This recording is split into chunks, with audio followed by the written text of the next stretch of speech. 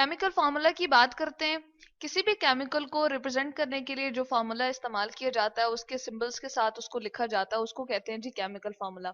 जैसे मैं अगर वाटर को लिखना चाहती हूँ तो हमें पता है कि उसमें हमारे पास दो एच होते हैं, ठीक है, और एक ऑक्सीजन होता है, तो हम उसका केमिकल फार्मूला जी इस तरह से लिख देते हैं। यानी कि वाटर को अगर वैसे लिखना हो तो हम उसकी स्पेलिंग लिख देंगे जी, वाटर है हमारे पास, और अगर केमिकली उसको रिप्रेजेंट करना हो, लिखना हो, तो हम H2O लिखेंगे।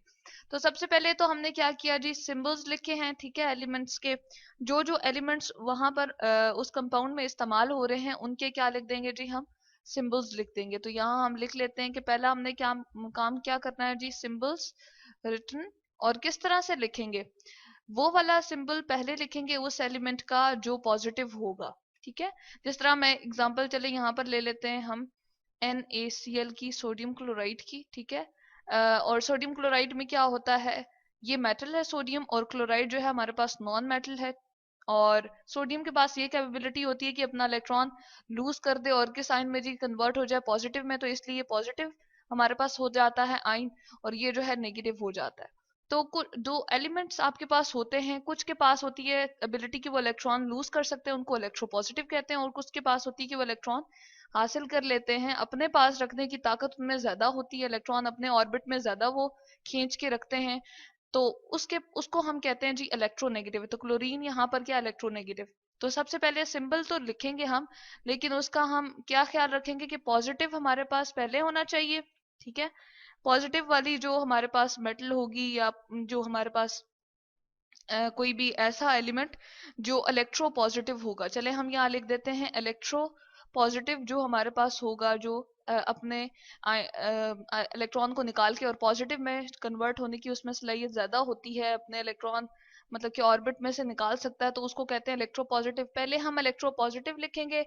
सिंबल्स वाले, और उसके बाद वाली जो चीज होगी वो क्या होगी, वो हमारे पास इलेक्ट्रो नेगेटिव एलिमेंट आ जाएगा, जिसके पास ये ताकत होती है कि वो इलेक्ट्रॉन को अपनी तरफ ज्यादा खींच के रखता है, यानी कि अपनी तरफ ज्यादा अट्रैक्ट करके रखता है, और इलेक्ट्रोनेगेटिव होता है वो, ठीक है। तो यहाँ पर अगर हम देखें H क्या है जी, वो मोर इलेक्ट्रो पॉजिटिव है, और इसी तरह से ऑक्सीजन क्या है, वो इलेक्ट्रोनेगेटिव है। तो ये पहला हम लोगों ने काम इसमें करना। दूसरा हमने काम ये करना है, केमिकल फॉर्मूला लिखते हुए ख्याल रखना है कि वैलेंसी जो है हमने कहाँ लिखनी है जी, वैलेंसी हमने लिखनी है उनके राइट टॉप कॉर्नर पे। वैलेंसी हम लिखेंगे एट राइट टॉप कॉर्नर, कि जिस जिस की जो जो वैलेंसी है उसको राइट टॉप कॉर्नर पे हम उनके लिख देंगे। जैसे चले एग्जांपल हम ले लेते हैं सोडियम क्लोराइड की ही, चलें इसको लेकर चलते हैं हम आगे। तो क्या होगा, हम इसकी ले रहे हैं जी, ये सोडियम जो है उसके पास वैलेंसी उसकी क्या होती है, चूंकि इसके ऑर्बिट में हम कहते हैं कि एक इलेक्ट्रॉन ये लूज कर देता है, और वही इलेक्ट्रॉन जब लूज करके एक ही बॉन्ड सिंगल बना रहा होता है क्लोरीन के साथ, तो इसकी वैलेंसी क्या हुई जी, आपके पास +1 हुई। और क्लोरीन की अगर हम बात करें तो वही इलेक्ट्रॉन वो क्लोरीन जो है वो गेन कर लेता है, और एक ही इलेक्ट्रॉन गेन करता है और एक ही बॉन्ड बनाता है, सिंगल बॉन्ड बनाता है, किसके साथ, सोडियम के साथ। यहाँ चले हम अगर बना दें तो इसके पास भी क्या होगी, -1 होगी। तो ये हमने लिख दी वैलेंसी। अब H2O की अगर मैं एग्जांपल यहाँ पर लिखूं, तो हाइड्रोजन क्या बनाता है जी, हाइड्रोजन हमारे पास दो हैं चूंकि, तो हर एक के पास क्या होगी,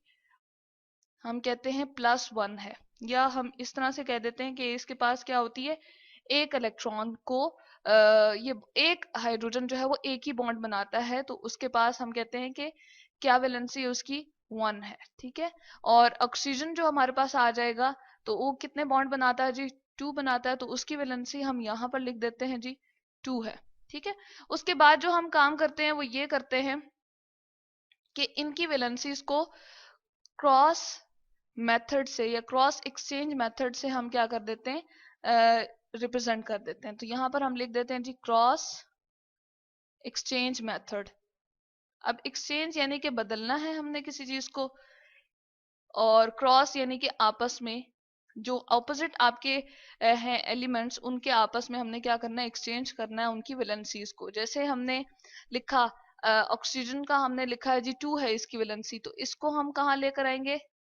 यहाँ पर लेकर आएंगे। चले हम इसके साथ लिख देते हैं, ये क्योंकि पॉजिटिव था ना हमारे पास, हाइड्रोजन क्या था, इसके पास इलेक्ट्रॉन निकालने की सलाहियत होती है, तो इलेक्ट्रॉन मतलब कि निकाल तो नहीं देता, अपने ऑर्बिट में ज्यादा नहीं रहते, ऑक्सीजन के ऑर्बिट में रह जाते हैं ज्यादा, तो इसलिए ये जो होता है स्लाइटली नेगेटिव होता है, क्योंकि ये ज्यादा इलेक्ट्रॉन को खींच के रखता है ऑक्सीजन, और ये थोड़ा सा सादा सा एक एलिमेंट है, इसके अंदर सिर्फ एक ही प्रोटॉन होता है, तो वो कम खींच सकता है, इसलिए इसके ऊपर पॉजिटिव मतलब कि हमने चार्ज लिख दिया है कि इसके साथ ज्यादा इलेक्ट्रॉन ज्यादा देर के लिए नहीं रहते, बल्कि ऑक्सीजन के ऑर्बिट में ज्यादा देर के लिए रिवॉल्व कर रहे होते हैं, क्योंकि ये कोवलेंट कंपाउंड है। तो अच्छा, क्रॉस एक्सचेंज मेथड में हम ये करेंगे कि हम इनकी वैलेंसीज को क्या कर देते हैं जी, ऑपोजिट एलिमेंट के साथ यहाँ रिप्रेजेंट कर देते हैं। जैसे 2 है, सिर्फ वैलेंसीज के नंबर को 2 और 1 को रिप्रेजेंट करेंगे, प्लस और -1 को नहीं रिप्रेजेंट करेंगे। तो 2 को हमने कहाँ रिप्रेजेंट करना है, एच के साथ, और इसी तरह से जो 1 है उसको कहाँ हमने एक्सचेंज करना है जी, यहाँ ऑक्सीजन के साथ यहाँ पर लिखना है।